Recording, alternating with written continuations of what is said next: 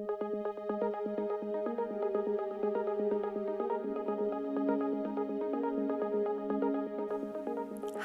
I'm Kirsten, an analyst at the U.S. Government Accountability Office. Politicians, talking heads, and analysts like me are always talking about how large the debt is and how the debt will be passed down to my generation, my kids' generation, and maybe even my grandkids' generation.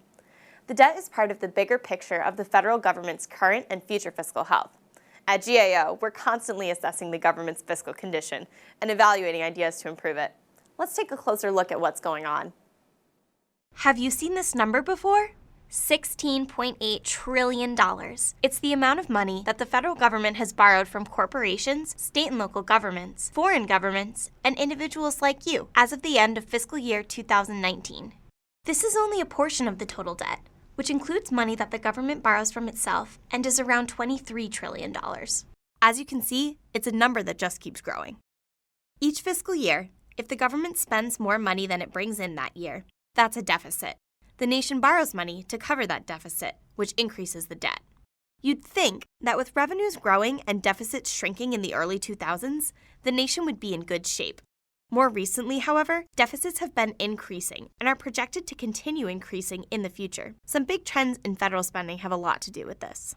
So how is the country spending its money? Congress sets federal spending in a couple ways. Programs such as Social Security, Medicare, and Medicaid are considered mandatory spending. For many of these programs, Congress sets payment and benefit formulas in a program law, not in an annual spending law. If there are more people receiving Social Security, for example, the program costs more than it did last year. Programs such as defense, law enforcement, transportation, and national parks are considered discretionary spending.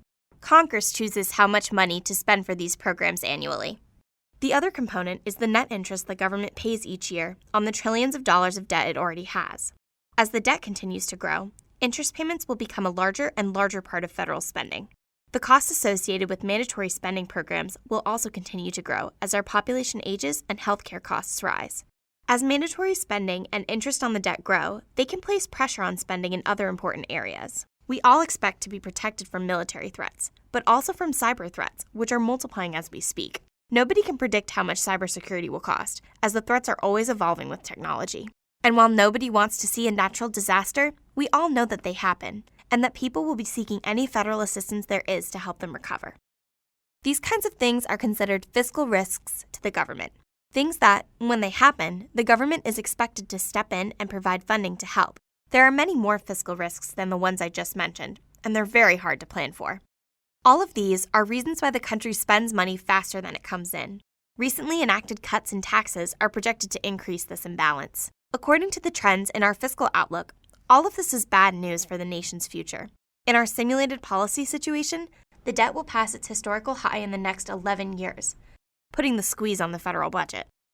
Without policy changes, critical pension insurance, Social Security, and Medicare programs are projected to run short of funds to fully pay benefits within the next 15 years. Multi-employer pension insurance in 2025, Medicare hospital insurance in 2026, and Social Security old age and survivors insurance in 2034. These trust funds would only be sufficient to cover a portion of benefits after that. Growing pressure from these programs and interest on the debt are projected to lead to a $1 trillion annual deficit beginning in 2020. Tackling trillions of dollars of debt and strengthening the nation's financial condition will likely require making changes to mandatory programs, discretionary spending, and revenue. If we wait to make these changes, they will only get bigger and require harder decisions. To make future changes less painful, there are a few things the government could do right away. For example, sometimes it makes payments to people by mistake, and the government doesn't collect all the taxes it's owed right now. There's also not enough strong data and good financial information available across the government.